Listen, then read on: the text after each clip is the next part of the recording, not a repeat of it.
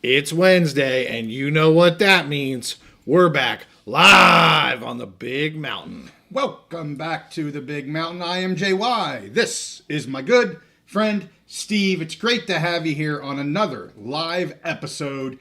We've got some big things to talk about tonight, Steve. We're going to start with what we love, the Big Ten and the Mountain West. Going to do kind of higher overviews of the transfers. You know, now that we're into February, that's settled down a little bit. Of course, just like last week, they had the whole signing day for recruiting and all that kind of jazz. So now, finally, in February, March, you know, we can take deeper dives with the Big Ten, with the Mountain West, with the Pac-2. I will include them as well.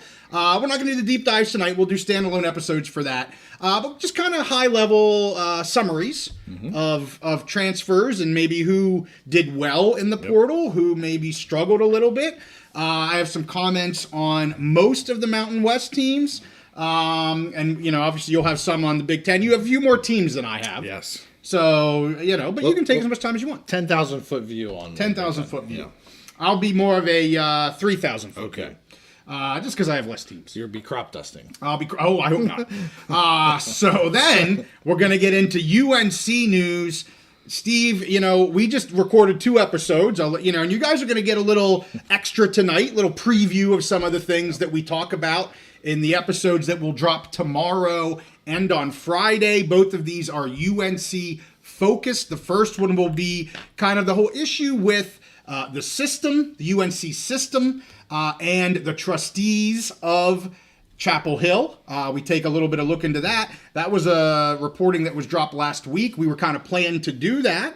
And then yesterday, okay, go ahead. I was going to say, and just to tease a little, tease the dwellers a little. Get 'em. There's going to be a little nugget I'm going to talk about tonight. That when we talk about UNC news, it's small, but I think the dwellers will find it interesting. Okay, that's not in those 2 episodes. So okay, only our live viewers are going to see that, get that info tonight. Oh, that's fantastic. Yeah. We always got to give something special to the lives because honestly, this is our favorite night of the week. This is the favoriteest thing that we do on the channel is have the live episode, to have the interaction with the mountain dwellers. And of course, we'll get to some of that interaction here in a little bit. But I would say the second episode then that'll come out on Friday. We don't usually drop on Fridays, kind of a slow day. But I want to do this in 2 segments and 2 episodes. So we'll do one Thursday, one Friday. Friday's going to be the deeper dive into the article that dropped Tuesday night, last night, from The Athletic. Really good investigative reporting here from, I guess it was Brendan Marks and Matt Baker. Yep. We've used Matt Baker some before. Follow him on X. He's a great guy down in the Florida, Tampa, I think, area. And, man, some great nuggets coming out of that. I've seen some mixed reviews of it, but I thought it was great. You know, a lot of speculation as to what was going on, but man, this definitely gave you a good feel of what's going on. And we tie that into kind of what's happening with the region, or not the regions, the systems, the UNC system, state system. So, and I'll say, you know, there's some people that look at it and they're like, oh, well, there's not a lot of new stuff. Well, there isn't new, like, happenings. There are things that we kind of heard rumblings about. Right. But this gives us such a deeper look at the picture, what's been going on behind the scenes or under the surface of the water, so to speak. Yes. So that comes out on Friday. Again, we're going to talk about some of that tonight as well. I know Steve mentioned he has one item tonight that we didn't put on that episode. And also just want to, hear from you guys what your thoughts were on some of that new information. I gave a little tease on X. I was told that some news was going to be dropping here. I thought it was supposed to drop today on Wednesday. So I put a little tease out on X saying, hey, stay vigilant, keep your eyes open. And about 15-20 minutes after I put that out, it ended up dropping. I think it dropped at 9 p.m. last night, which to me was kind of an odd time to drop that. Maybe that's what they do, but it dropped at 9 o'clock. I put my little tease out at like 8:45. But anyway, so... And then at the end, we want to talk kind of the Ross Dellinger stuff. I say Dellinger, but I guess it's Dellinger. Dellinger, yes. It's a J, not a G. So Dellinger. Well, really high level. We're not deep diving on that tonight. I have to do a lot more digesting of that. And as our dwellers know, we're not here just to read articles or give you the high level stuff. We like to dig deeper. I'd like to say dig deeper than most people, to really look at what's going on, give you explanation, our opinions, have the discussions, hear from you guys about what's actually going on with some of this. Of course, we try to supplement that with sources that we have. And we've been able to do that with the UNC stuff here. You know, it's weird, and I start our episodes out with this. You know, 2 weeks ago, we dropped, but it was your information about UNC with the whole potential ESPN agreement with the ACC, which you said we all kind of knew was going to be extended, but this whole matchmaking kind of potential with the SEC, and now, a week later, we get this information about the Regents, and then UNC system. State system. Can they just become Regents? Because that's what I want to call them. Well, I think because we covered that California stuff with the PAC so much. The California state system has their Regents. And others do too, I think. Yeah. But anyway, that's UNC. And then this week we get another drop. It's like I talk on the shows about peeling back the onion. Man, the onion is getting peeled back, and I think this is a pretty big onion. I think there's a lot left to go.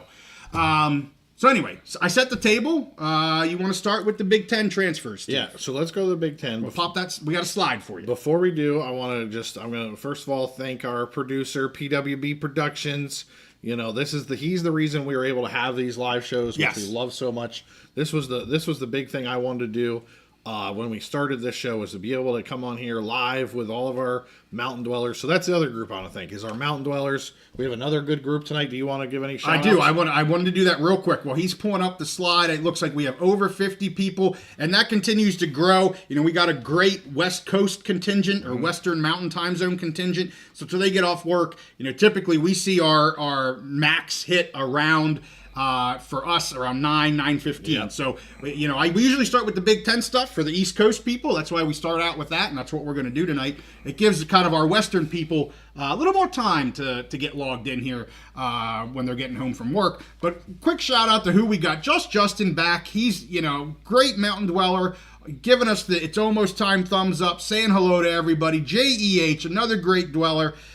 He is a Beaver fan. He's been with us for quite a long time. We got Bill, that college football guy, driving through Columbus. We got Jerry Keenan here. He's saying hello and go Pack. We have R. Vegas from the Silver State. That's awesome. Tyler Nelson's in the house. Brady Moon's in the house. No sound. Oh, no, we're good. No sound sounds good. And Brady, he follows me on X. He does a lot of great Xting out there. We got NIU Biggs enjoying our show, guys. NIU Biggs and any other NIU people that are out there. A week from tonight, before next week's live episode, we are going to be having a discussion, an interview with the AD for NIU, and then we'll drop that the next week. He has been the most requested interview thus far, has been AD Frazier with the Huskies. Fortunately, we have that booked. If we have any Tarleton State fans, I'll drop a little nugget. I'm not going to name a name, but we may have another Tarleton State interview for you as well in the near future. I got to get that scheduled. It's going to happen. We have to get that scheduled here really, really soon. We got Surf City, Bill, West Coast in the house. Good. They're coming in now. They're coming in. I want to make sure I didn't miss anybody. I got Jerry. We got Ron, Big Sky Baby. That's right. That's good to have you, Ron. Donnie Moore, love the channel. Awesome. You guys play the new CFB 25 game. Steve, do you play that? I have it. I play it. I played it a lot in the preseason, usually as the season's getting closer. So this summer I'll be playing it. If I start playing it again, if I start playing online, I'll put my gamer tag out there so people can try and find me. I don't play. You all would kick my butt. So no. Steve, yes. JY, no. T-Mac, he's another extra that I have communication with. Good to have you. Ryan Dooley, Walt, Siegfried, Tom, Wayerts, Genetics, Ralph, Dan, what's Dan say? Yeah, how did I miss Dan? He's got the most words there. Thank you, PWD Productions. Hi, guys. I'm from the UK. Wow. I find this conference realignment stuff fascinating, as this kind of thing just would not happen over here. Love how you guys support the conferences more than the teams. Dan, Awesome. From the UK. Fantastic. Thank you. What's funny we see Dan from the UK and he's saying what happened there. Everyone keeps proposing to have the relegation like they do in English football, English Premier League and their levels. I don't think that will ever happen here, but we'll see. So should we get to the Big Ten stuff now? Let's do it. I just want to say, he says he likes how we support the conferences more than the teams. And for sure, that was one thing that we've tried to do is, I'm the Mountain West guy. I try to support that conference because I enjoy that conference. And I watch every team. I won't say equally. I have my favorites. But I support that conference as much as I can. Steve does the same thing to the Big Ten, and we have taken the Pac-12 under our wing. Little emotional sometimes for me because they're taking some of the conference that I love so much. But we'll get over that. Every day is another step to a new beginning. But anyway, all right. So, and then Ronnie's here and Ralph. All right, Ralph from New Mexico. Let's get to the Big Ten. Okay. All right, so we have a list of transfers here for the Big Ten. And right away, I want to just kind of talk about some schools overview. You guys can see on the screen, the different schools and how many transfers they brought in. But there's some things that really jump out to me, some schools that really take different approaches. Well, first, you have number one, Oregon, right there. Last year, they built that $20 million roster. They got the Phil Knight, Uncle Phil, Nike money, which is great, for them. First year in the Big Ten, they come in, they run the table in the Big Ten, win the Big Ten championship. Worked out great for them. They build a great roster, and they're basically trying to do it again. On top of, they're also doing high school recruiting really well. When you have that NIL money, you have a brand like Oregon. You have, Oregon's a brand backed by the brand of Nike. I mean, that's just huge. So they're doing great. They're really establishing themselves in the Big Ten. And, that's kind of their approach is really, bring in the talent, however they need to, whether it's high school or transfer portal, bring in the talent they need. Nebraska's still trying to rebuild. Some people have said they were kind of a sleeping giant. They have some pretty good NIL support from what I know, from what I understand. So Matt Rule's out there trying to bring that program back to prominence. They're trying to build a roster around Dylan Raiola. I think, he did have some kind of, faltered towards the end of the season last year, but as a true freshman, to me, he showed enough to show that he is like kind of the college franchise quarterback that they can build hopefully a Big Ten championship team around at some point, maybe a national championship team. So good for them. In Wisconsin with Luke Fickell, we've talked about that. They had another disappointing season this year. You got to think if what he's doing doesn't work in Madison, that he's going to be on the major hot seat, maybe looking for a new job. So they got to bring in some talent and figure things out. In Indiana, obviously what they did last year, the Hoosiers, is absolutely amazing. And they built that roster, bringing people over from James Madison. They kind of built, we called it many times, a G6 All-Star team. Right. And it was fantastic. And they made a great run in the Big Ten. They were a college football playoff team. So it just, makes a lot of sense that they're really rebuilding, bringing players in. USC as well, they have money. Money's not an issue out there, and they've underperformed. And maybe, I don't know, Lincoln Riley, could he be on the hot seat if they have another underperforming year? I don't know, but they're obviously trying to see what they can do. And then in Michigan State, in East Lansing, is it Jonathan Smith? He's in a full rebuild. Cover your ears, JEH. Yes, cover your ears. Full rebuild mode there. So it doesn't surprise me that they're kind of at the top of the list. And then you see the programs through the middle that they're gonna like a Washington, a Michigan, and Ohio State. Yep. They're gonna bring people in. Even Illinois, they bring in good quality talent. They've learned to use the transfer portal to supplement, but mostly they're gonna do through high school recruiting. And then honestly, you have programs like Penn State and Iowa, where they've really predominantly gone through the high school recruiting.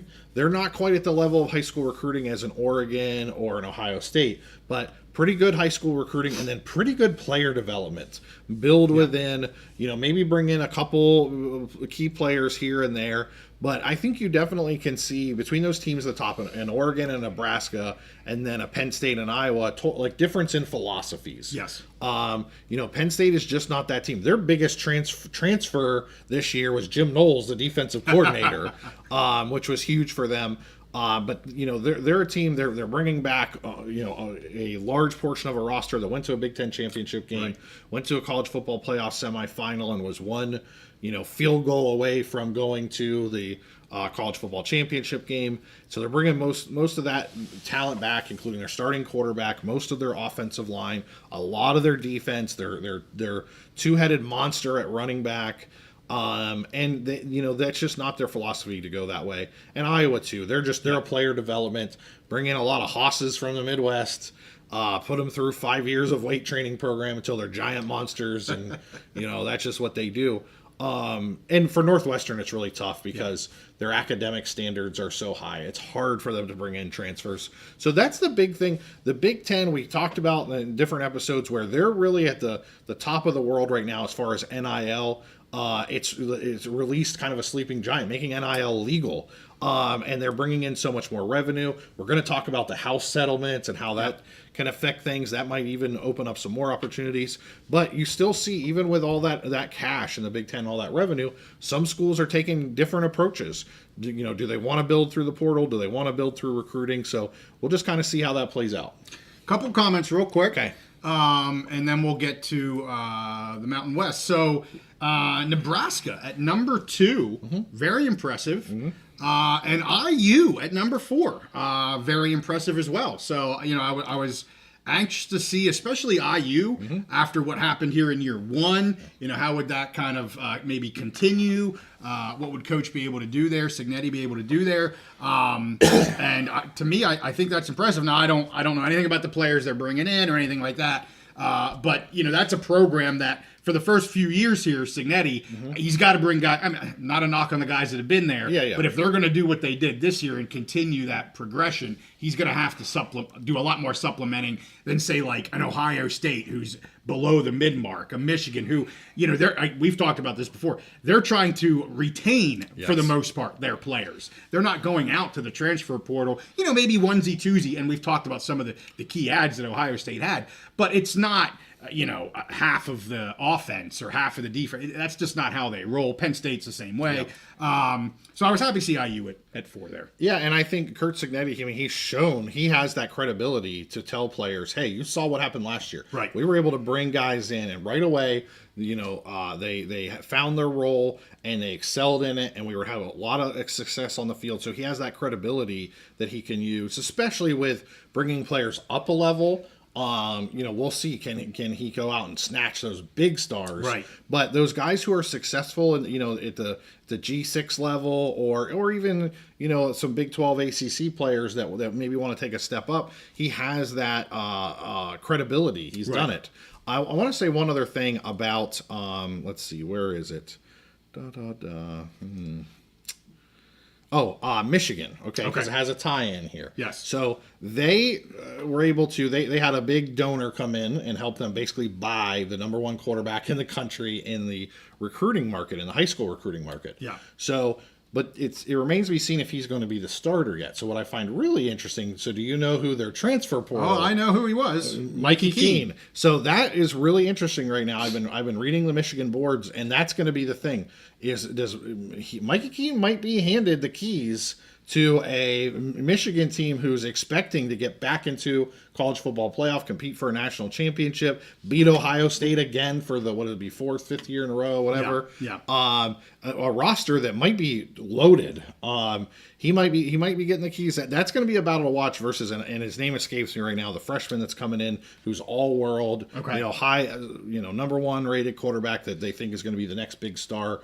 So that'll be really interesting. And I wanted to bring it up because of the crossover with our Mountain West fans, because it'd be really interesting. To me, Mikey Keene was a guy who was very efficient when things were working around him. When the offensive line was working well, the running game, he could be really efficient at running that offense. So if he goes to a situation in Michigan where you think they have a good offensive line, they're rebuilding the receiver core, but he's going to have more talent around him. Can they put a roster around him where he could be really efficient and be the Curtis Rourke of this year? A guy that maybe the national fans didn't know as much, comes from a smaller level, but gets handed the keys to a Ferrari, so to speak. Yes. Well, the other crossover is Purdue. I wanted to get your take on them because they are pretty low here. They're coming off a horrible season. I mean, I'm not going to sugarcoat it. They're down darn near the bottom. They don't have the talent. Of course, Barry Odom is coming over from UNLV, another crossover, and then we'll get into the Mountain West. He's pulling 7 or 8 players from UNLV. Of course, they're not going to have the stars that, some of these other kids probably are going to have. Little surprising for me, given the fact that they really struggled last year. They have a new coach. It's going to take him time. I get that. I think I was hopeful that you would see Purdue maybe a little bit higher on this chart. But again, I don't know the players. I know the UNLV kids coming over. They got some O-linemen and some defenders and things. But it could be another struggle here at Purdue. Well, so that's the thing. Is I think Odom's going to have to work his magic when he comes in and just kind of pull one really good solid year out of nothing just by coaching, and hopefully the guys that he brings over are real good. Purdue's in a tough spot that's really hurt them the last couple of years. After Jeff Brom left, or the Ryan Walters experiment was just a total disaster in this really new era of NIL and all that. So players just are not looking at Purdue as a great landing spot. And I will say their academics are pretty high, similar almost at like a Northwestern level. Okay. Where that might be a little difficult. It's going to be. I have a lot of faith in his coaching abilities. Sure. But I wonder how quickly can he rebuild Purdue and put the faith in where players actually want to come here and because they think there's a chance to succeed. Right. Real quick, want to get to a couple other commenters. I might be skipping some people. Fia asked about baseball for Oregon State. Looks like the Pac-12 is pretty weak. I have no comment because I don't follow baseball, although I know Oregon State's baseball is very strong. Yep. But I have no input on that. Of course, JEH, not a fan of the Quacks or Jay Smith. Not surprising by those. There was some good baseball conversation in the chat last week, so maybe someone else can answer Fia's question in the chat. All right, maybe Rumblings is here. Immaculate is here. Mario's back. Good to have you back, Mario. Go Lobos. We have a question about the AD for New Mexico. We can certainly try. I'm going to let things kind of linger a little bit with the Mountain West ADs. I did reach out to one here recently. We'll see if we can get them on. But because of the litigation stuff, the conference realignment stuff, I'm giving them a little bit of some time before I start reaching out to them again. And he's brand spanking new. But yes, absolutely would love to have every Mountain West AD on the pod. We would absolutely love that. And yeah, that's probably about it. Ducks Beeves. Immaculate says hello.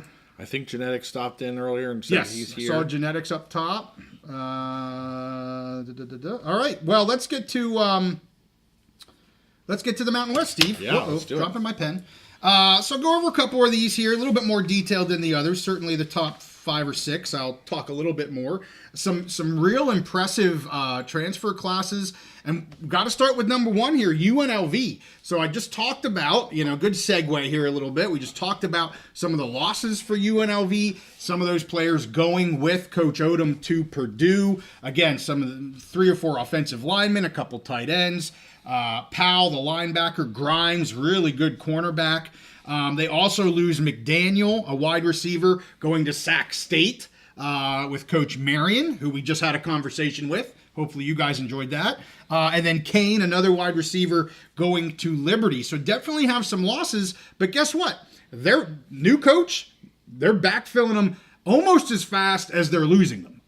So he's doing a great job. Some of the really interesting ads, they have 33 commits here. Some of that, of course, is because they had some significant losses. But they have the top-ranked transfers in here at 25.33.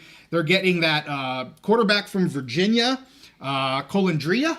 I got to learn how to say his name. I always struggle with names. But Colandrea. They got Orji from Michigan. Yeah. So they got 2, restocking the quarterbacks here with the kid from Virginia and, of course, Orji from Michigan.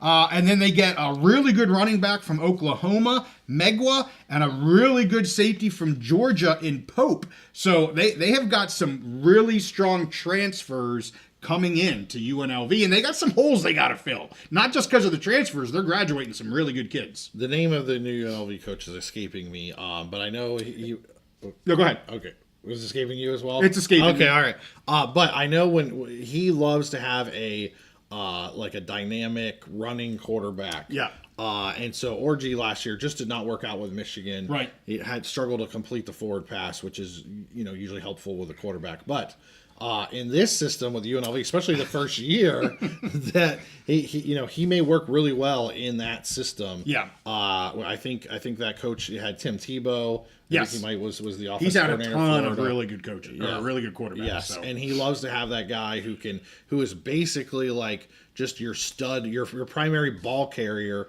but can also pop and pop and pass kind of thing. Right. When after you've been chasing them down or having them run you over. I want to say Marion. That name, I know it starts with an M. Yeah. It's something like that. Mullins. Mullins. Yeah, Dan Mullins. Dan yes. Mullen. Yes.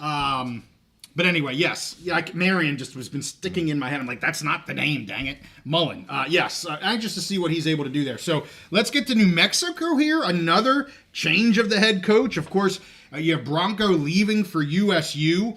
And New Mexico losing some really good talent. Not by far the biggest loss. Devin Dampier, the quarterback. He's going to Utah, not Utah State, Utah. Fantastic quarterback. I mean, he was just amazing last year. I'm not surprised they lost him. Even with Bronco staying, he's probably gone. Yeah. So he's gone. Wysong, a homegrown kid there, wide receiver, fantastic wide receiver. He's gone. He went to Arizona. And then Avinger went with Coach Mendenhall to Utah State. Really good safety. So they're losing a lot of talent. Coming in, they bring in 6 players from Idaho. Of course, when coaches leave, they always tend to bring some players with them, including the quarterback Lane here. And they also get a really good running back from Montana State, Humphrey, going to the Lobos. I just hope for all of our Lobos fans, I know we have several, I just hope they can get some daggone consistency at the coaching ranks to help build that program. It's just a hard place to coach. I was hopeful Bronco was going to stick it out for a couple years, but he was one and done. So Colorado State here, number 3, again, doing their thing. They bring in Evans. He's an edge rusher from Baylor. Brown, the 4th, comes back. He was there 2 years ago. He left to go to San Diego State. He had enough of San Diego State's not fast, Aztec not fast. So he's coming back to Colorado State. So they have 12 commits at 21.21. So the only 3 teams here above that 20 mark in terms of commits are UNLV, New Mexico, and Colorado State. Nevada here, Steve, 12 commits, but they are losing their quarterback, Lewis. You loved him. You loved what he had going on with Choate there. Yes. Really good connection, but he's off to Memphis, so they're losing him. They are keeping Chubba Purdy at quarterback. He had originally entered the portal, but he is now staying here at Nevada. He's going to be the starter. He is the brother of San Francisco's Brock Purdy. And they add a running back from Utah State with Turner. So they did okay. I'm sure they were hopeful they could have done maybe a little bit better. Losing Lewis is really tough. But again, they're keeping Purdy. So not horrible there for the Wolfpack. Yeah. Then we got San Diego State. I talked about the Aztec Fast. Losing 2 quarterbacks. Danny O'Neal, who transferred over with Coach. He was a freshman. They played him into the ground. The kid got beat to hell. He's out. He's going to Wisconsin, actually. And A.J. Duffy, another kid that they brought in, he's actually going off to UNI. So they're losing 2 quarterbacks and really just overall some good talent there with San Diego State. They do bring in quarterback, is it Denegal, I believe? Denegal from Marshall and Emmanuel from Central Michigan. So they lose 2, they gain 2. But Danny O'Neal, he was a good quarterback. He just had limited protection, and he got beat the hell up last year. I was a little surprised because he was the coach's guy. He was bringing in. Yeah. And so I thought we would see them work together a little bit more. Wisconsin is an interesting situation for him.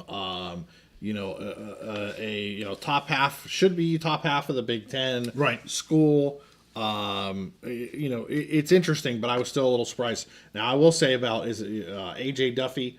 I saw him play a little bit, And honestly, I question whether he's got the arm Agreed. to play Division I football. Well, he's off to UNI. Yeah. So I agree, and that was what I heard a lot of right before the season was really the questioning of his arm strength. Yeah. So probably not too surprising there. I see Gilbert here. He says Fresno State. He's got that Bulldog logo, and that's where we're at. We're at Fresno State.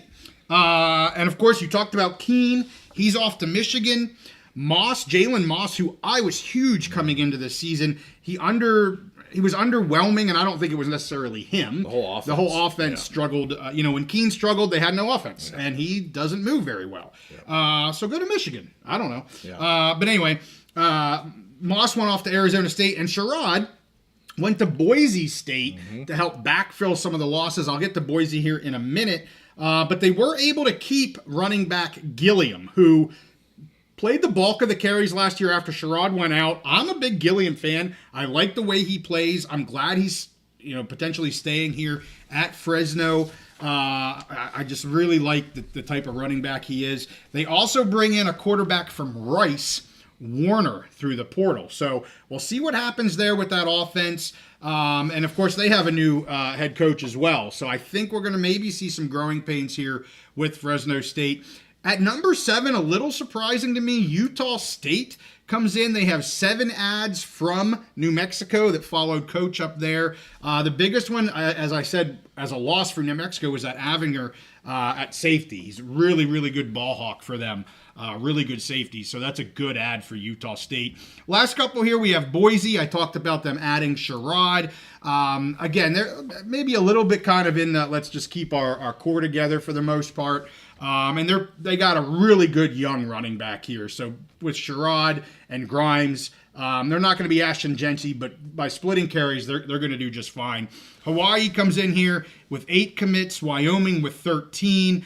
They get a good safety from Cal. There do the Cowboys. San Jose State with only 6 commits. Very surprising that they're down here at the bottom with Coach Ken being there for his second year. And then, of course, Air Force. They don't really have any because they can't. They're special. Yes. So that's it, Steve, with that. Any comments on that? And then we are going to go to the big news of the episode, UNC and the Carolina Blue matter. I like I like what Boise did to solidify the backfield. Like you said, none of these guys are going to replace Ashton Genty, who I think is one of the greatest all-time running backs that ever played college football. Yeah. But honestly, I think they did a good job. I like what they did with their backfield, and they may be a little more of a balanced team next year. So it's going to be interesting to see what happens there. Fresno State, the Mikey Keene era being over. Right. Really interesting. I think we're going to know next year. If Mikey Keene goes in and wins that Michigan starting job and has that team, performing well, and Fresno State doesn't get good quarterback play, they might be questioning, I know the fans were ready to move on, but it's going to be interesting to see how that goes next year. But if Mikey Keene goes and rides the bench and never plays and Fresno gets some good quarterback play, then it can look totally different. So that's one of those that I'll be interested in because of the Mountain West Big Ten crossover. So let's get the comments real quick. We are getting to North Carolina news next, but I want to say hello to Perry. He says hello, good to see us. Squeeze Money's in the house. Finally made a live show. He's back. He's a good old original mountain dweller. Squeeze Money's helping us out with Dan Mullen. Thank you. That was back when we had brain farts, or I had a brain fart. Joseph Lindley's in the house. Good to have you here. Yep. Tyler Nelson asks about the 90s Nebraska teams, and oh my goodness, they weren't in the Big Ten then, but Tommy Frazier, what's his name, Phillips, the running back, they had some amazing teams, ran the triple option. I think Tim Couch was there in the late 90s. Just fantastic. That was the last really power program that could win a national championship running the option, which as a Mountain West fan, and I know you follow Air Force very closely and the different service academies playing each other. Imagine seeing that in the national championship game and seeing the team running the option and just destroying a top level like SEC team. It was absolutely amazing in the 90s to watch Nebraska run that triple option. We got some questions. So okay. we got GBR 5NC, second live show for them, and that's fantastic. But they went back to start at the beginning, which is fine. Or you can go live and you can go back and catch up on whatever you want. All right, Fia has a question. Steve and JY, heard you talk about football and basketball, but what comes in third for you? I would imagine Steve might love Big Ten hockey. It's top tier quality. Well, you guys are going to be very surprised when I give my answer, but I'm going to let Steve start. Yeah, I do love Big Ten hockey. I don't watch it as much, but I do like going live in person, seeing a couple games. It's a ton of fun. But for me, definitely wrestling. I'm a Penn State fan. Penn State has dominated the wrestling world under Cale Sanderson, and it's just a fun sport to watch. We watch wrestling at the high school level, the college level, as much wrestling as we can get. And I think Genetics said it. I'm a big Penn State wrestling fan, and yes, for sure, and just the Big Ten in general. One of my favorite things every year is the Big Ten Wrestling Championship. When that's going on, I'm texting JY, this guy upset this guy at 133 and whatever. It's so much fun. So he says football and basketball, and correct. We have talked football and basketball, and I talk basketball because of how well the Mountain West does in basketball. Mm-hmm. We've made some good connections with some basketball friends, the Pit Press. Yeah. Have him come on and talk. Basketball is not really my thing, though. I don't really enjoy it.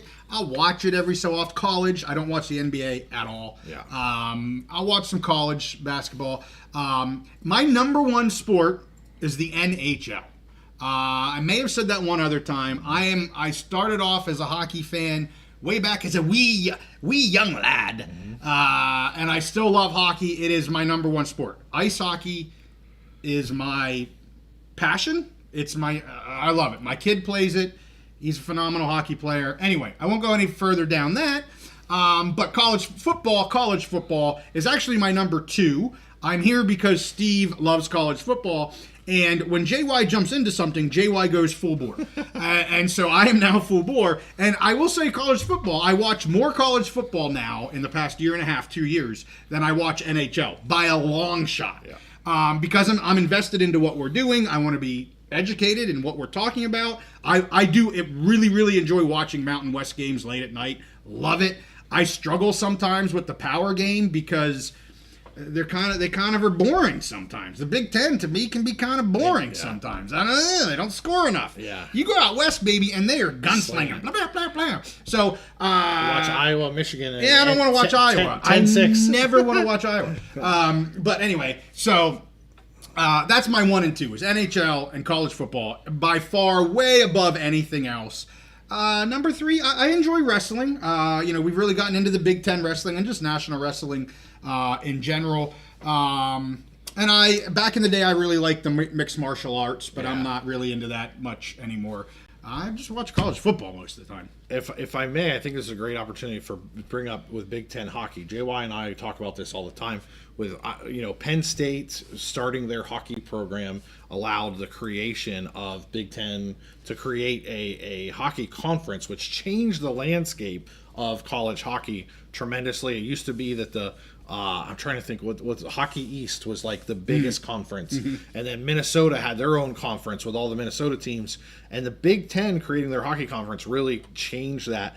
And I'm really interested to see with how big money is getting into that now with NIL. Right. Big Ten having a lot of money. Yeah. They have these arenas that they're packing full of people, and NCAA rules changing.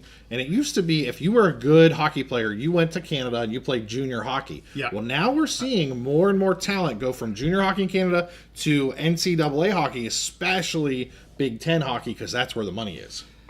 The Big Ten has changed USA Hockey amongst anything that has ever happened to USA Hockey. Agreed. When the Big Ten got involved and supported hockey at the collegiate level, and where we are today, the collegiate level is just as good, and dare I say maybe at this point better than juniors. 20 years ago, it was junior. Yeah. If you were in collegiate, you were lucky to make. Well, you sucked, but that just wasn't the path for you. You were going to juniors if you wanted to play professional hockey. Even 10 years ago. Yeah. The Big Ten made that change, not only for the kids playing hockey, but for USA hockey being on the national forefront year after year. Steve, this is becoming a hockey podcast. Maybe we should do a hockey podcast sometime. But I want to stay back. Justin with a $10 super chat. He asks about the Wyoming Super Bowl ad with Josh Allen. Did you see it? I saw it. Yes. Do you want to comment first, or do you want me to comment? I'll comment. Okay. I loved it. It was freaking awesome. I saw J.J. Watt post some stupid-ass comment. JY's through half of a thing, so JY's getting real right now. Some stupid-ass comment about, first of all, he called it $8 million, so he wasn't even right about the thing. But his premise was, why wouldn't you spend that money on NIL versus spending that money on a stupid ad in the... That's not exactly how he said it, but that was the knock he was trying to get at. And how many times has that been talked about for the university? An NIL, $2 million in the NIL is a once and done thing. It could be a kid, and I'm not knocking NIL. It is the future. It's where we're at. But to invest that money in the university and to have people talk about it, have J.J. Watt give some stupid ass comment about it. We're talking about it. Justin's talking about it. Like, that is marketing of not the university as a whole, but also the football program. Yes. Like, first of all, what do I think about it? It was a fantastic ad. Very glad that they did it. And we don't know who paid for it. It could have been donor paid for. We don't know. They've got I think they have the biggest, whatchamacallit, in the, not alumni, no, funding. What do you call that thingy? Anyway, endowment. Massive endowment. And I'm not saying that's who paid for it. Right. We don't know who paid for it. Right. But I push back on this whole NIL notion. I think it's bunk. I'm glad that they did it. They support Josh Allen because Josh Allen is the biggest piece of marketing that they have for that football program and that university. And until he's done playing in the NFL, they should run $2 million ads every freaking season. Okay, I'm going to calm down now. Yeah, I mostly agree, Dan, but maybe just not at your passion level. And I will say normally J.J. Watt actually is I've followed him for many years, and he's usually pretty smart, pretty down to earth or whatever. I just disagree with him in this case, and I think he took a shot off the hip without thinking about it. Well, he clearly didn't think about it because all the points you made. First of all, great advertising. The first Mountain West player ever to win NFL MVP. Yes, the NFL is king. Josh Allen is basically the king of the NFL right now. Yes, and he's an alumni there. It wasn't that long ago that he was playing there. And so there's that connection. It was a great marketing opportunity, and it's a logical his whole statement was a logical fallacy because we don't even know if that money could have been used towards NIL or revenue sharing. We don't know how it was allocated. Maybe, like you said, a donor ponied up and said, "Hey, I want to do this, and I'm spending $2 million to do this," and that person had no interest in NIL. But even if that's not the case, it doesn't need to be an either or. That $2 million they spent on that may have a return on investment of more than $2 million of NIL and other funding and donations that go and increasing attendance and awareness and all kinds of things. So I thought it was great. You don't get a bigger platform than the NFL Super Bowl. Like, that is the biggest possible platform in the world. For marketing. You spend $2 million. You got the player who is at the top of the king of the mountain, and you tie that to your university. It's a great ad, a great piece of marketing, money well spent. Highly unlikely that will ever be. You will never have that opportunity. I don't want to say never. It's very unlikely the University of Wyoming will have that opportunity ever again. So take it while you got it. Another quick shout outs, and then we'll get into UNC. We got John in the house. We got Steven in the house. We got David Jurgensen in the house. We got one more question I want to answer, and then we're getting to UNC, I promise.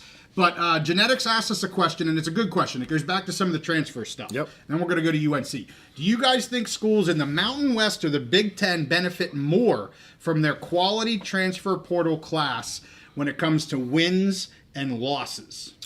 So, well, here's the thing so I think overall the Mountain West probably will benefit more.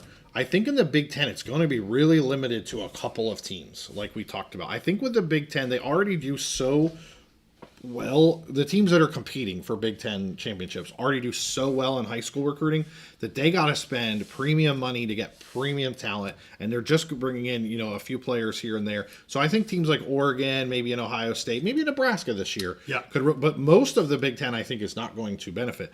I really think, and also if you look at the transfer portal this year, we're already seeing with the house settlement coming up and the changes, the transfer portal doesn't have as much high-end talent. Right.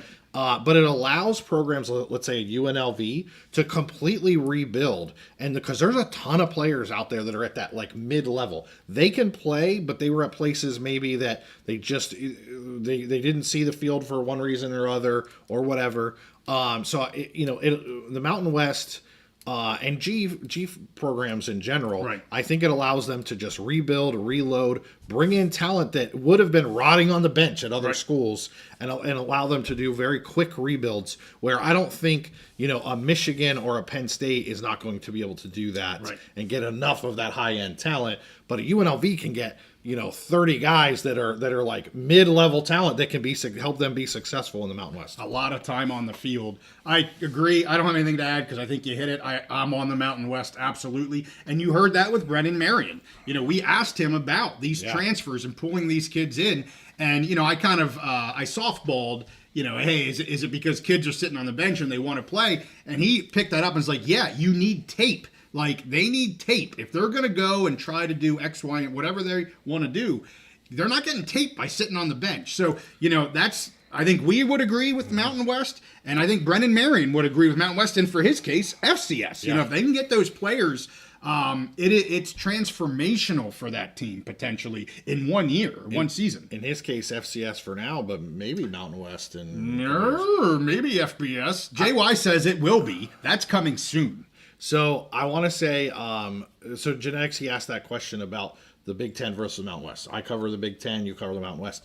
What I think would be a really interesting way to phrase that question is, how about a mid-level ACC or Big 12 team? Yeah. Last year we saw SMU, who was going up from the G level to the ACC. They had some donors put in money. They built a great roster, made a run through the ACC, got to the ACC championship and into the playoff. This year, the rumblings I'm hearing is Texas Tech is doing that. Yes. Again, money. They got money. You can have a much bigger impact in the Big 12 or the ACC than in the Big 10.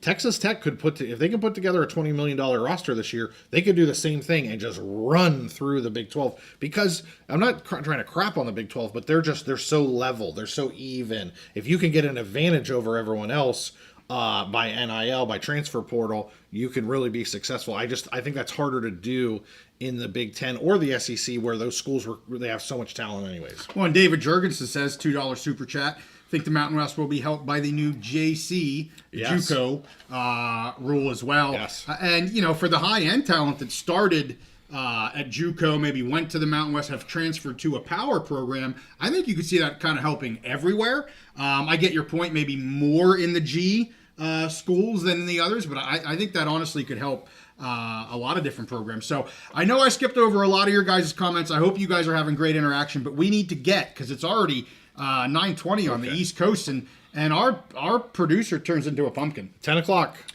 But anyway, we're gonna get to UNC, and as I said, we are gonna have standalone episodes tomorrow and Friday on this.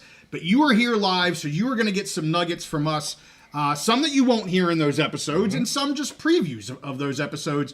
Up to about 75, 80 people watching, which is fantastic. Love having you all on. We love seeing the ticker on the chatter. Just go, go, go. We can't keep up with it anymore, but we really appreciate you guys having at it and having a good time. That's what we're all about. So there it is on the screen, Steve.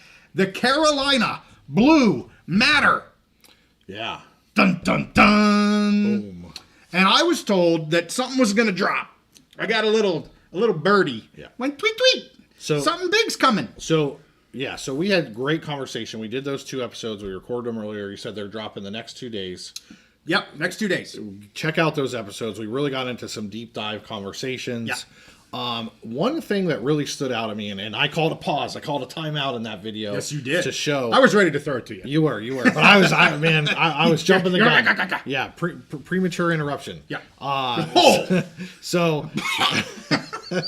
So I jumped in and because I wanted to point out there was this one quote, and I actually had already called another quote the money quote or the money shot quote. Yes. But this other quote stood out to me where basically the UNC Board of Trustee, and this wasn't a quote that was released to the public for publicity reasons. Right. This was internal communications between people who have fiduciary responsibilities to this university saying and admitting the AACC is just not financially viable, that it's not the place for us, we need to look at other options, and that basically calling out the commissioner of the ACC saying, he does not have our interests. He does not have University of North Carolina, Chapel Hill's best interests in mind. Right. And he was saying this in a forum that he thought would never get out to the public, being truthful, being honest. Yeah. Which right away reminded, it reminded me and you both of what happened, what we've seen in the lawsuits, FSU and Clemson. But it also reminded me of something, and I kind of brought it up, just as an aside,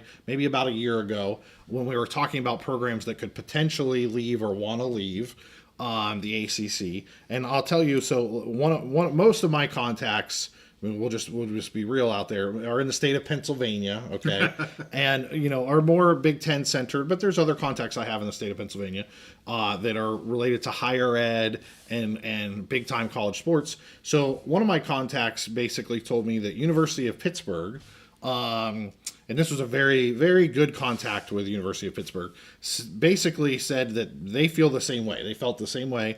Was that the ACC they were in financial trouble due to being in the ACC, and that the difference in revenue between ACC schools to the Big Ten and to the SEC were basically making it untenable to sustain a modern athletic department at a power level at the University of Pittsburgh specifically, but at other ACC universities.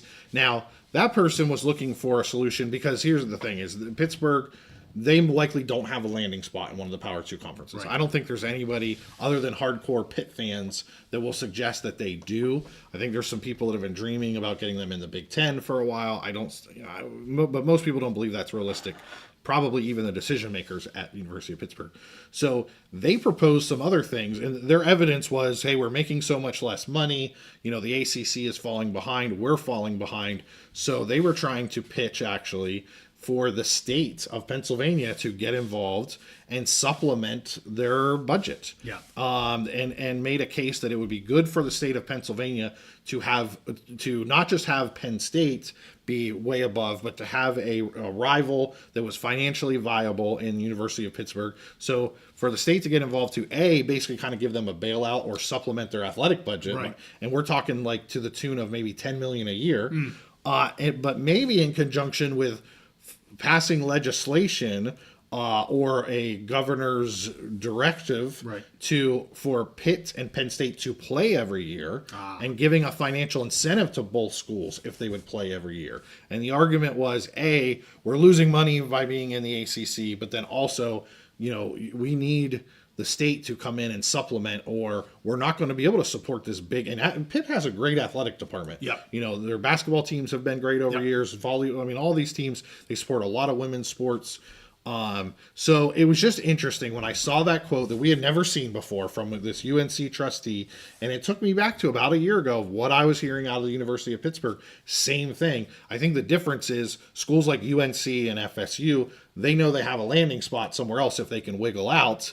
Whereas a Pitt is like, we're stuck here. What other options do we have to stay afloat? Yeah, and really good points. And this is happening all over. You talk about Pitt. Everybody's trying to figure out what the heck is going on, and we talk about that in our episodes. I don't want to be too repetitive, so we're going to kind of supplement tonight's episode with some of what we talk about. But we talk about the due diligence of, the fiscal responsibility of these university presidents, the university trustees, in that, they do have to look at what is the environment around them, what is going on in this environment, because they don't want to be the ones blindsided by something happening, and then they're left, musical chairs. They don't have a chair to sit on. Yep. And the schools that we're talking about from the ACC are the big name brands. You're talking FSU, you're talking UNC. We've brought up before Miami, obviously Clemson. So yeah, if they're wondering what's going on and they're looking around, you got to know something's up. We have some really good comments going on here. I want to go to a couple of them here because one actually parlays into a question I wanted to ask you, Steve. I just got to find it again. Yes, the little bluebird told me, and it was a little bluebird, told me there was some news coming. And it came. And of course, I don't think we said it. We're talking about the Athletic article. I don't know if we said that. We said it at the very, very beginning. But the Athletic article, I know I put some clips up on X, kind of with the main pinging points. And we dive deeper into that with comments and opinions on that in the episode that'll come out on Friday. Maybe it was the Nelson one. No, it wasn't that one. It was... There was one that asked about, is anybody financially viable? Yeah, it wasn't that one either. Okay. But you can, if you want to talk about that one, go ahead. Well, so someone asked in the chat, is anyone financially viable other than the Big Ten programs in the SEC? So, yeah, it really depends on your definition of viable. So the Big Ten and the SEC are best positioned in a time that's really difficult for higher ed. We have enrollment cliff. We have all that stuff coming. We have this house settlement, which is going to be new expenditures. We have all these other lawsuits, a lot of things going on. Obviously, those two conferences are going to be the best positioned. I do think other conferences, other programs, there will be cuts ahead. Oh, yeah, no doubt. I don't see how if you're not in any may even happen in the SEC and the Big Ten. But outside of that, definitely there are going to be cuts ahead. I think, and the number one target, most likely, is going to be men's non-revenue sports, men's Olympic sports. I think revenue sports will be safe, obviously, because they're making money. And I think mostly women's sports will be safe, mostly because of Title IX.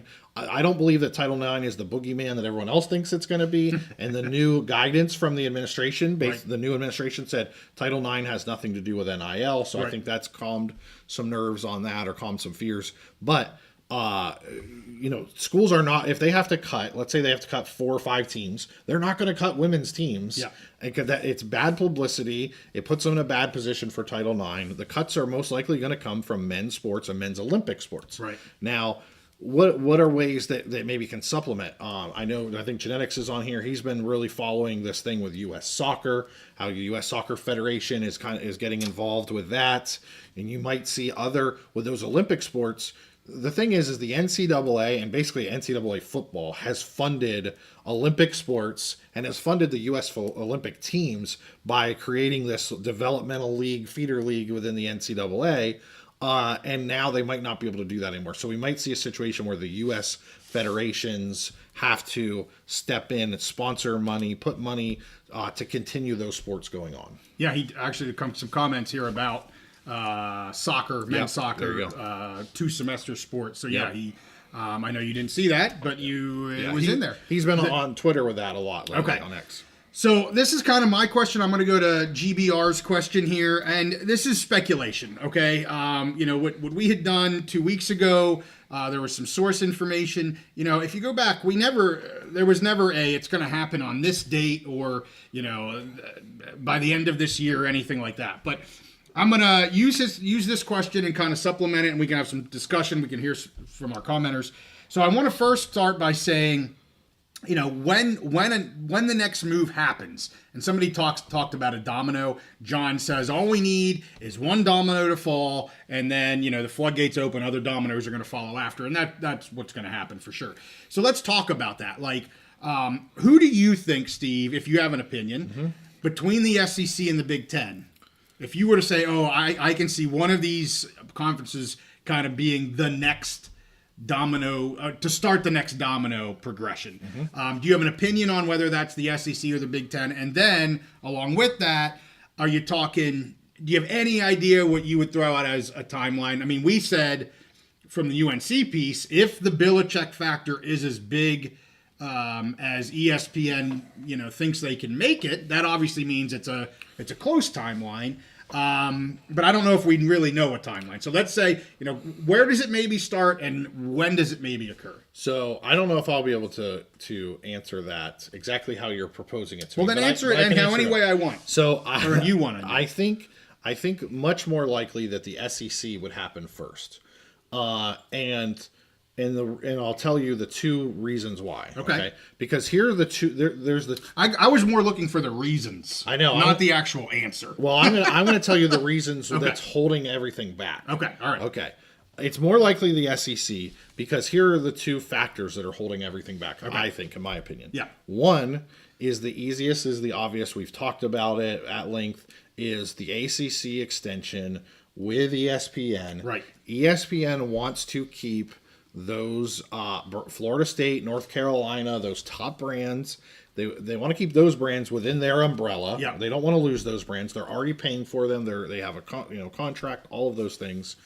And they want to keep the ACC just in general as a viable conference because they have a great deal financially for them, fills their inventory. So they just extended the contract. When you have a partner who is extending the contract and is agreeing to pay all your bills for another 10 years or whatever, right. like that's power there. But the thing is ESPN also has a contract with the SEC. Right. So if there was going to be some negotiations, there's going to be some things that happen. I think it's much more likely that the SEC would be able to make that breakthrough, whether they want to or not. So that's one big thing. Okay. We talk about power. Power is from money and politics. Yep. So ESPN holds a lot of power in this. Fox had all the power the last round. They're the ones, they paid the money to get the LA market, USC, UCLA, and then Oregon and Washington. ESPN did the same thing with getting Texas and Oklahoma over the earlier, but really Fox was the big catalyst last time. This time, this next step, it's likely to be ESPN is the big catalyst holding the power of the purse, the power of the money. So that's one big thing that's holding things up right now. The second big thing is politics. Again, we just talked about North Carolina, state of North Carolina. UNC is the linchpin to the entire ACC. Whether they survive or not survive or whatever, if we're talking about a domino, UNC would most likely be the first domino. That would have massive effects if UNC were to leave. But what is holding them back? The politics of the state system. They don't control their own destiny. They don't. The people who are making the decisions. They want to make decisions in the best interest of UNC at Chapel Hill, don't have the power to make those decisions because the state system has control over them. And the trustees at the state system have made clear they are not going to allow UNC Chapel Hill to make a decision that helps them financially but hurts the other North Carolina state system public schools. So those are the two. That's the two power players right now. ESPN with money and the North Carolina state board or state system, the power of politics. They derive their power from the legislature, which is controlled mostly by supporters and alumni of North Carolina State University and other public universities. And that's why it's an unfair. Everybody wants to know timeline. Mm-hmm. It's an unfair question to ask, quite frankly. And it's really unanswerable because we don't know when ESPN is financially able to make that move to play matchmaker. Mm-hmm. And that's probably it can happen much faster than the political move that has to be made. I mean, nobody knows what happens in the political realm, and that is huge for specifically the UNC movement to another conference, regardless of where that is. Mm-hmm. So, it's. I don't think it's fair to even put a timeline on that because politics. I mean, they could be in the ACC for 10 years. Now, do I think that's going to happen? I don't think it's going to happen. But with politics, who freaking knows? You never know. And then just to reiterate, my contact in the Big Ten has been very, very adamant that the Big Ten wants nothing to do with any of those ACC teams until everything is resolved. They are not going to make themselves a party to any lawsuits, any litigation, and so that basically excludes them. So you have only kind of one side who's calling the shots right now, right? And really, it's ESPN with their money, and then North Carolina politicians. So we got a couple people talking about private equity. Is that the way to do this? I do not want to get into a private equity conversation tonight because that is a big conversation. We actually talked about that before going live. Private equity, it's thrown out a lot. I don't think a lot of people really understand what that entails. Okay, you're getting money in order to whatever. Some people say pay an exit fee or getting money to increase your revenue. There's way more to it than just getting that money. It's not an easy fix. Otherwise, hell, we would have done it by now. And again, these are a lot of public institutions and entities. And again, you talk about politics, you talk about all that kind of stuff. Again, I bring it up because I see it in the chat. I don't want to go down that path unless there's a comment you want to make. I would just, I caution on private equity. I think there's a chance maybe for a conference or somebody to use that. But for individual schools, and we're talking about a lot of public universities with the Big Ten and the SEC specifically, we don't even know the legality of that in the different states. I've been big, especially like with Florida State and other public universities. It's not as simple as a business. This is a public entity that is owned by the taxpayers. Right. Is it even legal for, in our state, in Pennsylvania, can Penn State or Pitt or whoever sell a part of themselves to a private investor? What happened? I don't think that. Well, I don't know. I don't know the legality of it, but to me, that sounds like I don't think they could do it. Right. And then what happens if the private investor disagrees with the state and a state entity, a state board of higher ed, a state system panel? Right. Then there's so many things that you have to work out. I think everybody thinks this is just a done deal. It's going to happen and whatever, and it may happen, but I think there's so many legalities that you would have to work out, so many things, and people think there's simple answers that it's just going to happen. These are not simple answers. Right. I think that the conferences will explore it, but they are going to use lawyers to explore these things, and they're going to be very, very careful. So one thing real quick, Ben Chrisman, I did see that. I meant to start off with that. Yeah. Offensive lineman for UNLV, a senior. I think he was 21 years old from what I saw. Was found passed away in an apartment off campus. So certainly our thoughts and prayers are with that football community. Was really sad to see that. I don't want to speculate on anything. There wasn't any real reporting on that. I do want to get back to the what is it called? I keep wanting to say Deep Blue something because that was a really popular UNC Blue Matter? Yeah, the Carolina Blue Matter. I want to get back to that. But we do have a $5 super chat from David Jurgensen. If SEC gets FSU/UNC, do you think the Big goes after other ACC schools? Steve, I know what you're going to say. I think I know what you're going to say. My contact says that there's two priorities for the Big Ten commissioner right now, Tony Petitti. Get into the state of Florida with either FSU or Miami, and the other priority is Notre Dame. Right. So, barring those two, if something would happen where they would prefer FSU, but if they could get Miami, I think they would take Miami. But the Big Ten's just not in any rush. They would jump on an opportunity if the ACC started to crumble, or there was some kind of okay, hey, we're going to let the top programs out. There was some kind of a deal made. They would love to have either Florida State or I think Miami. I don't know about Clemson. I've not been able to get any information about Clemson. And other than that, they're outside of Florida State and Miami, they're very much interested in Notre Dame. The previous commissioners were very interested in North Carolina. But from what I understand, and we talked about this on other episodes, the Big Ten right now is no longer as interested in UNC because of two things. One, TV ratings just aren't there. Tony Petitti is focused on TV ratings, and plus the whole political situation. They do not want to get involved in that, and they have no interest in NC State. That is a no-go, non-starter. If they were to take a school, it would just be UNC Chapel Hill, and with the political situation, that doesn't seem to be an option. So right now, they're fine staying where they're at, but if something were to happen, they would love to have FSU or Miami, and they'd love to have Notre Dame.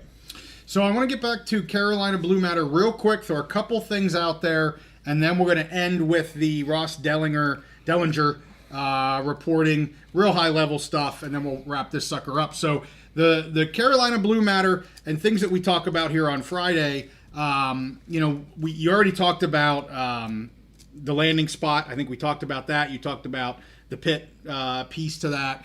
Another piece to that was where, and it really started out by saying over $600,000 has been spent over the last 2-ish years. That's a lot of money. For this Carolina Blue matter. And really, it was, again, doing their due diligence to determine what might be there, whether it was doing their own litigation, backdooring things for landing spots, all kinds of different stuff. They didn't get into the details of what that money was paid for exactly. They did some breakdown, but a lot of money that they're spending on legal fees for this, Carolina Blue matter. And then it also talked about, which was the one chunk that you really stood out to me, I put this on X, was, the comment just basically saying, hey, FSU and Clemson are already in litigation. Let them pay the big bucks for this litigation. We'll sit back, see what holes they,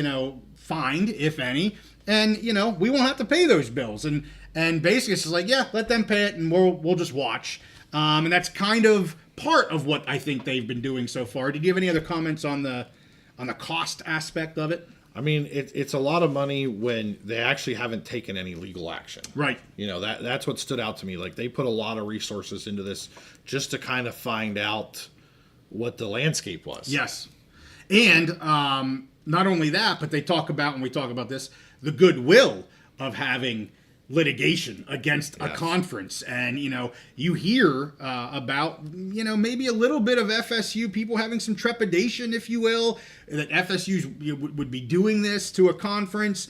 I'm not going to say that's right or wrong and whether that really plays, but, having goodwill, if you will, or having that public litigation is very, very messy. And UNC talks about, hey, that's not really where we want to be right now. I have a quick thought on that. Okay. I didn't say during our other episodes. All right. One, I think, the first thing is that they are in a completely different situation than FSU, because at FSU, all the stakeholders are on board with, we want to get out of the ACC. True. We hate the ACC, whatever. So it gives them more freedom to go throwing bombs or whatever. Right. The other thing is, and you mentioned UNC being kind of sly as a fox, which I agree with, but I do have to say there's a little bit of cowardice involved there too. It's like the, hey, we're doing the same bad stuff, but we're gonna go hide behind our mama skirts, so we don't get retaliation or whatever. So they're seeing the same thing. They're working behind the scenes. They haven't taken as much action yet. Right. But basically, they don't want to be the first one through the breach. If this is a battle and we're blowing a hole through the wall, they're like, we're not going to be the first one through, because the first people are going to be the bullet sponges. Oh, for sure. We're going to wait and see what happens before we want to step through that breach. Yeah. Which is smart. I mean, again, these people do have fiduciary responsibilities to their school, and it is smart. But hey, those are two thoughts that circle. They're in such a different situation than FSU. Yeah. And two, there's a little bit of cowardice involved there. Well, and I talked to 600,000. There's been reporting that FSU's over $3 million now in their legal bills. And yeah, I've seen that kind of thrown around. Billable hours keep winning. I'll tell you what, attorneys are loving it. Okay, well, again, we'll have a lot more on Carolina coming out tomorrow and Friday. Make sure you check out those episodes. The last thing we'll hit on here real quick is some of the Dellinger reporting regarding some new governance. Kind of what does it mean to opt in? I haven't had a chance to really dive into this in great detail yet. I've been focused on the UNC stuff because we knew we were going to be doing some episodes on that.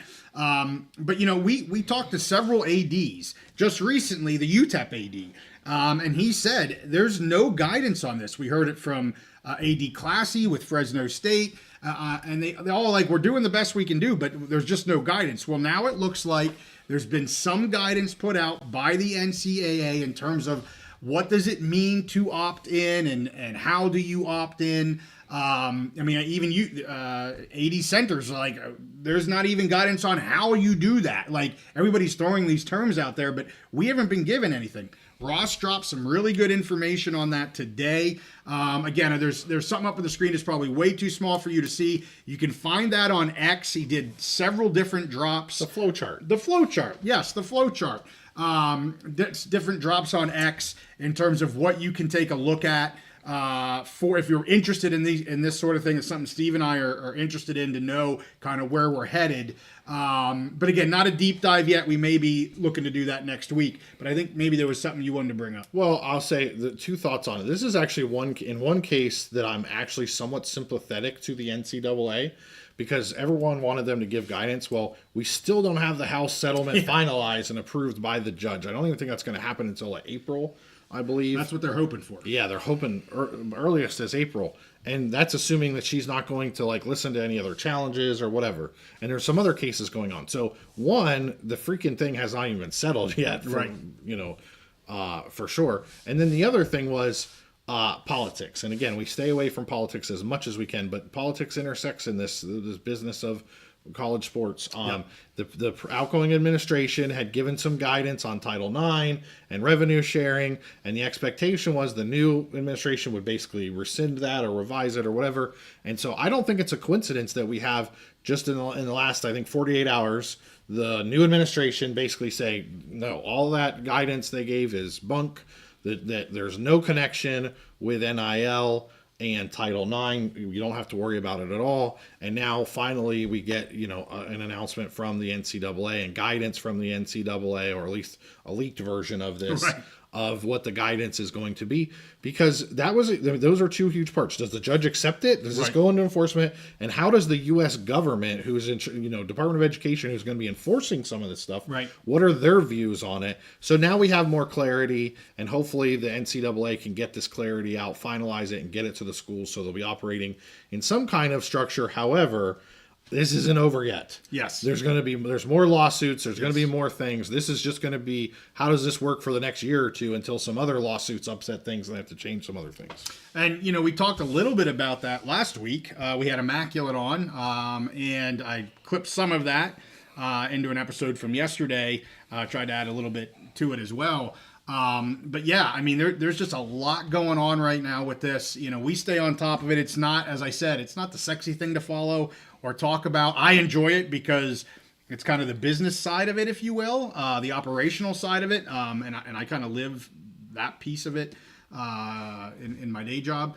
And so I like to know how things are working and how they're supposed to be working. So I'm really invested in knowing how this is going to happen. I just, we don't have much more detail tonight because I just haven't had time to dive into this too much. I think we'll be doing a deep dive here soon. I have a funny feeling, if you guys know, me and Steve will likely be doing a deeper dive into what Mr. Dellinger has put out on X. So let me go back to the chat here real quick, Steve, see if there's anything we want to talk about.